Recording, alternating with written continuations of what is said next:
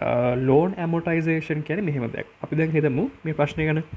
You have taken out a loan worth of 200,000. අපි දෙමු එතකොට rupees 200,000 at an interest rate of 10%. හරි මේක annual interest rate එකක්. Annual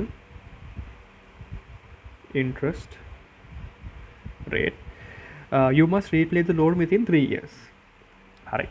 දැන් මේ ගාණ කියන්නේ මෙන්න මෙහෙම දෙයක්. දැන් මේ ගාණත් එක්ක මම කියලා දෙන්නම් loan amortization කියන්නේ මොකක්ද කියලා. loan amortization කියන්නේ දැන් අපිට ගාණ කිව්වා අපි timeline එක අනිමු. එන්දොත් එහෙම අපි දන්නවා year 0 කියන්නේ මොකද්ද? පළවෙනි year එකේ ආරම්භය. නැත්නම් අපිට කියන්න පුළුවන් අපි loan එක ගත්ත දවස. ඒතර අපි කියනවා අපි මේ දවසේ රුපියල් 2 ලක්ෂයක් වටින loan එකක් ගත්තා. ඊට පස්සේ අපිට බැංකුවෙන් කියනවා අපි මේක අවුරුදු 3ක් අවසානයේදී මේ loan එක ගෙවලා ඉවර කරන්න ඕන. හරි. ඒතර අපි හිතමුකෝ අපි පළවෙනි අවුරුද්දේ C ප්‍රමාණයක් ගෙවනවා. මේ අවුරුද්දේ C, මේ අවුරුද්දේ C. දැන් මෙතනදී ඔයගලන්ට පේනවා මම හැම අවුරුද්දෙම ගෙවන්න ගත් ගාණ සමානයි. හරි. ගෙවන්න ගත්ත ගාණ සමානයි. දැන් අපිට පුළුවන් ද මේ loan එක අරගෙන 3ෙන් බෙදලා මෙතන ලියන්න 2 ලක්ෂය බෙදීම 3 කියලා? බෑ. එහෙම ලියන්න බෑ. ඇයි? අපිට තියෙනවා interest rate එක 10%ක. හරි. එතකොට අපි මේ ගත්ත සල්ලි නැත්තම් මේ ගත්ත loan එකට අපි පොලියක් ගෙවන්න ඕන. හරි. එතකොට මේ තියෙන්නේ අපේ yearly payment එකනේ. මේ තියෙන අපේ yearly payment එක. සාමාන්‍යයෙන් අපි loan එකක් ගෙවද්දී මේ වගේ අපි ගන්න yearly payment එක නැත්තම් අපි වාර්ෂිකව ගෙවන ගාණ අපි සමාන වෙන්න ගන්නෙ. හරි. ඒ කියන්නේ පළවෙනි අවුරුද්ද ගෙවන ගාණ, දෙවෙනි අවුරුද්ද ගෙවන ගාණ, තුන්වෙනි අවුරුද්ද ගෙවන ගාණ අපි ගන්නෙ සමානව. හරි. එතකොට මේ ගාණ ඇතුලේ තියෙන්න ඕන කොටස් දෙකක්. ඒ මොකද්ද? පළවෙනි එක තමයි loan repayment එක. loan repayment එක. loan repayment එක කියන්නේ දැන් අපි ලක්ෂ දෙකක් ගත්තනේ. අපි ලක්ෂ දෙකක් ගත්තම ඒ අපි මේ අවුරුද්දක් පාසා ගෙවන ගාණ ඇතුලේ මෙන්න මේ ලක්ෂ දෙකේ මේ ලක්ෂ දෙක පිය වෙන්න ඕන. ඒ කියන්නේ අපි මේ C කොටස් 3 අවුරුදු 3 ගෙවපුවාම අපි බැංකුවෙන් ගත්ත ලක්ෂ දෙක අපෙන් මේ බැංකුවෙන් ගත්ත ලක්ෂ දෙක අපි ගෙවලා ඉවර කරන්න ඕන. හරි. ඒ තමයි පළවෙනි කොටස. ඊට පස්සේ අනිත් එක තමයි මේක ඇතුලේ තියෙන්න ඕන loan interest එක. loan interest එක. ඒ කිව්වේ මෙහෙම දෙයක්. දැන් අපි මේ ගන්න ගානට පොලියක් ගෙවනවානේ. හරි. එතකොට ඒ පොලිය මේ ගානට තියෙන්න ඕන. ඒ කියන්නේ අපි හැම අවුරුද්දෙම වාර්ෂිකව මෙහෙම C ප්‍රමාණයක් ගෙවද්දී මෙන්න මේ C ප්‍රමාණය ඇතුළත අපේ loan එකේ repayment එක තියෙන්නත් ඕන. අපේ loan interest එක තියෙන්නත් ඕන. ඒතර කෙනෙක්ට කියන්න පුළුවන් C කියන්නේ loan repayment එක දාන loan interest. හරි. ඔක තමයි C කියන්නේ. එහෙනම් අපි වාර්ෂිකව ගෙවන ගාන කියන්නේ loan repayment එකයි loan interest එකයි. හරි. දැන් අපි කලින් කතා කරානේ දෙයක් ගැන annuity කියලා. annuity එකක් කියන්නේ මොකද්ද? සමාන කාල ප්‍රාන්තරයක් වලදී අපිට මුදල් හම්බ වෙනවා. අපි එකට කියනවා annuity එකක් කියලා. එතකොට මේකත් හරියට annuity එකක් වගේනේ. දැන් annuity එකේදී මොකද වෙන්නේ? අපි සල්ලි දැම්මා. හරි. මෙතනදී කරන්නේ අපි සල්ලි ගෙවනවානේ. හරි. එතකොට අපි කරන්න ඕන මේ පළවෙනි අවුරුද්ද, දෙවෙනි අවුරුද්ද, තුන්වෙනි අවුරුද්දේ අවසානයේදී අපි සල්ලි ප්‍රමාණයක් බැංකුවට ආපහු ගෙවනවා. හරි. අපි කරන්නේ මේ මුදල් ප්‍රමාණයේ අද වටිනාකම. ඒ කියන්නේ මෙන්න මම මේක පාඩ කරොත් එහෙම අපි දාමු මේක. මේ පළවෙනි C payment එක පළවෙනි අවුරුද්ද අවසානයේදී. ඊට පස්සේ අපි හිතමුකෝ දෙවෙනි C payment එක දෙවෙනි අවුරුද්ද අවසානයේදී. තුන්වෙනි C payment එක තුන්වෙනි අවුරුද්ද අවසානයේදී. මේ මුදල අපි අදට ගෙනාවොත් මේක මෙතනට ගෙනාවොත් මේකත් මෙතනට ගෙනාවොත් මේකත් මෙතනට ගෙනාවොත් අද වටිනාකම කීයද? හරි. එතකොට මේ වටිනාකම මේ 2 ලක්ෂයට සමාන වෙන්න ඕන. ඒ මොකද බැංකුවෙන් අපිට මේ 2 ලක්ෂ දෙන්න ලෝන් එකක් විදිහට. එතකොට මේ අපි අවුරුද්දෙන් අවුරුද්ද ගෙවන ගාණ අද නැත්තම් year 0 නැත්තම් අපි සල්ලි දෙන දවසට ගෙනාවොත් එහෙම අරගෙන ආවොත් එහෙම ඒ වටිනාකම 2 ලක්ෂයට සමාන වෙන්න ඕන. හරි. එතකොට loan amortization වලට සමීකරණයක් තියෙනවා. ඒක සමීකරණය මේකයි. අපිට කියන්න පුළුවන් අපි ගත්ත ගාන C නේ. අපි කියමු C සමානයි principal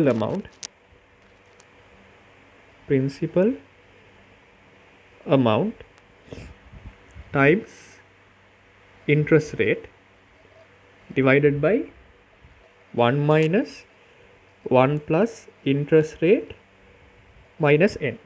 හරි. මේක තමයි සමීකරණය. හරි. principal amount කියන්නේ අපි ගත්ත loan එකේ අගේ. ඒතර මේ ගාන හැටියට නම් 2 ලක්ෂය. හරි. interest rate එක කියන්නේ 110 annual. n කියන්නේ අපි loan එක repay කරන කාල සීමාව. ඒතර අවුරුදු 3යිනේ. අවුරුදු 3යි. හරි. ඒතර අපි මෙතනින් හොයන්නේ මෙන්න මේ C කියන අගේ. ඒ කියන්නේ අපි එක අවුරුද්දකදී ගෙවන ගාන. අපි දැන් මේකට අගයන් දැම්මොත් එහෙම මෙතන එනවා 2 ලක්ෂය වරක් 110 බෙදීම 1 ඍණ 1 ධන 110 අවුරුදු 3යි. මේක සුළු කරපුවම අපිට එනවා 80422.92 කියලා. හරි. මේ තියෙන්නේ අපේ රීපේමන්ට් amount එක. එතකොට අපි හැම අවුරුද්දෙම 80422.792ක්. මෙතන 80422.792ක්. මෙතන 80422.792ක්. අපි ගෙවාගෙන ගියොත්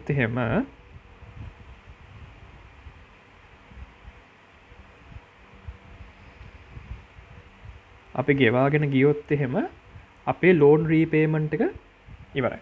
තේරෙනවනේ? ඒ කියන්නේ අපි loan එකේ ගාණ සහ පොලිය ගෙවලා ඉවරයි.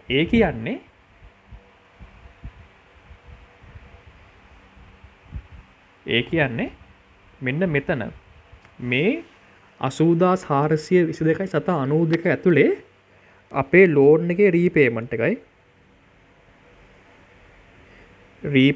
එකයි අපි ගෙවන්න ඕන interest එකයි තියෙනවා.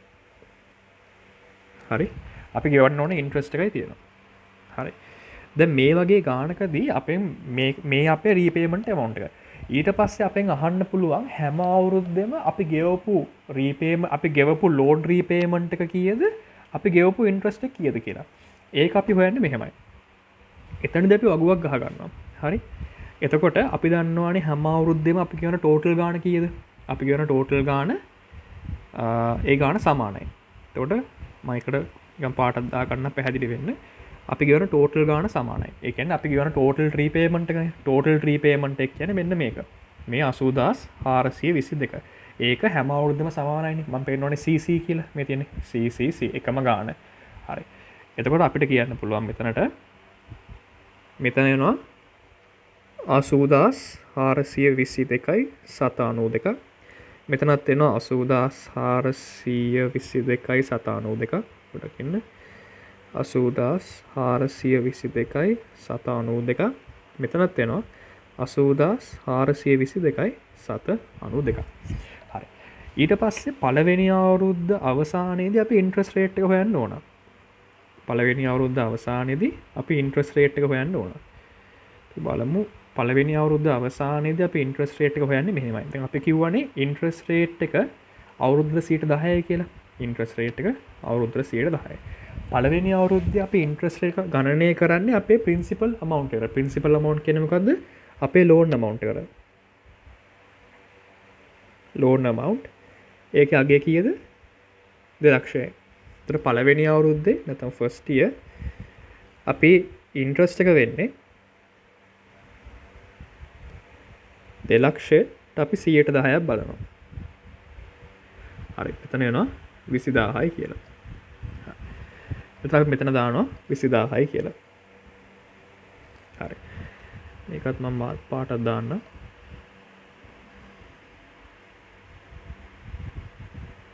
හරි. ඊට පස්සේ දැන් repayment amount එක තියෙනවානේ. repayment එක amount එක කියන්නේ දැන් මම කියවනේ අර total amount එක නැත්නම් අර 80422 422.92 ඇතුලේ අපේ ඉන්ට්‍රස්ට් එකයි රීපේමන්ට් amount එකයි තියෙනවා කියලා. හරි. අපි ඉන්ට්‍රස්ට් එක හොයාගත්ත කීයද? 20000යි. එහෙනම් අපේ රීපේමන්ට් amount එක කීයද? 80422.92 ඍණ 20000. හරි. මෙතන අපිට එනවා 60422.92. ඒතර මේ තියෙන්නේ අපේ රීපේමන්ට් amount එක. 60422.92.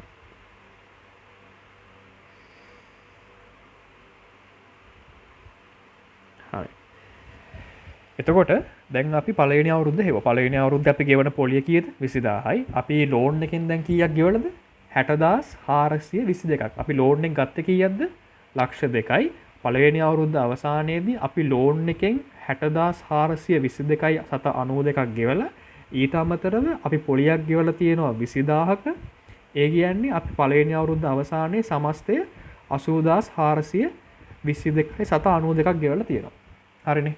හරි. ඊට පස්සේ අපි යනවා දෙවැනි අවුරුද්දට. දැන් දෙවැනි අවුරුද්දේ අපි ඉන්ට්‍රස්ට් එක හොයන්න එපා. දෙවැනි අවුරුද්දේ ඉන්ට්‍රස්ට් එක හොයන්නේ මෙහෙමයි. අපි දැන් පළවෙනි හැම වෙලාවෙම අපි ඉන්ට්‍රස්ට් එක ගණනය කරන්නේ අපිට ගෙවන්න තියෙන ලෝන් එකේ ගාණට. හරි. ඒතර පළවෙනි අවුරුද්ද අවසානයේදී අපිට ලෝන් එකෙන් කීයක් ගෙවන්න තියෙනවද? 200,000ක්ම ගෙවන්න තියෙනවා. අපි ලෝන් එක තාම ගෙවලා නැහැනේ. ඒතර අපි 200,000කට තමයි 110 බැලුවේ.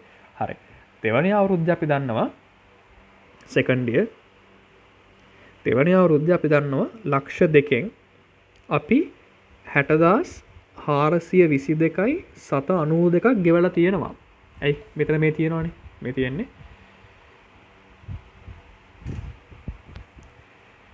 තියෙන්නේ රීපේමන්ට් amount එක. මේ තියෙන්නේ රීපේමන්ට් amount එක. අපි දන්නවා ලෝන් එකකින් අපි 60,422.92ක් ගෙවලා තියෙනවා. එහෙනම් අපිට දෙවැනි අවුරුද්ද ගෙවන්න තියෙන ලෝන් එකේ ගාණ කීයද? මෙතන එනවා 1,39,577.08ක්. මේ තියෙන්නේ අපිට ලෝන් එකෙන් ගෙවන්න තියෙන ඉතිරි ප්‍රමාණය. එතකොට අපි දෙවැනි අවුරුද්දට ඉන්ට්‍රස්ට් එක හොයන්නේ මෙන්න මේ ගානට අපි 10%ක් බලනවා. හරි. එතකොට අපිට එනවා කීයද? 13,957.7.08ක්. මේ තියෙන්නේ අපේ ඉන්ට්‍රස්ට් එක. එතකොට අපිට දාන්න පුළුවන් මෙතන 13,900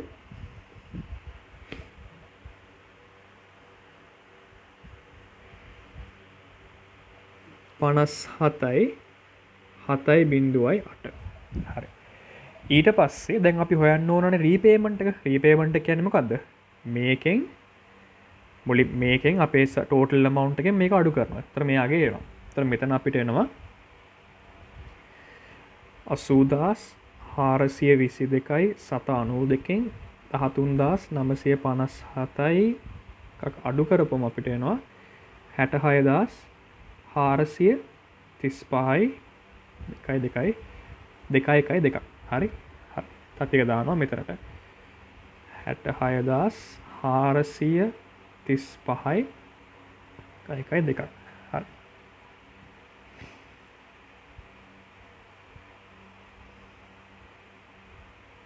හරි. දැන් අපි බලනවා මේ විදිහටම තුන්වෙනි අවුරුද්දේ. තුන්වෙනි අවුරුද්දේ ඉන්ට්‍රස්ට් පේමන්ට් එක කීයද? ඉන්ට්‍රස්ට් පේමන්ට් එක කියන්නේ අපිට දැන් ගෙවන්න තියෙන ලෝන් එකේ ගාණට අපි 10%ක් බලනවා. ඒතර අපි දන්නවා දෙවැනි අවුරුද්දේ අවසානයේදී අපිට ගෙවන්න තිබ්බ ලෝන් එකේ 1,39,577.8. හරි. එතකොට 1,39,577.8 තමයි දෙවැනි අවුරුද්දේ ගෙවන්න තිබ්බේ. එහෙනම් තර්ඩ් ඩී එකේ තුන්වෙනි අවුරුද්දේ පොලිය අපිට හොයන්න පුළුවන් මේකෙන් අපි අඩු කරනවා අපි ගෙවපු අපි දෙවැනි අවුරුද්ද ගෙවපු ගාන. ඒ තියෙන්නේ මෙන්න මේක. අපි අඩු කරනවා 66,435යි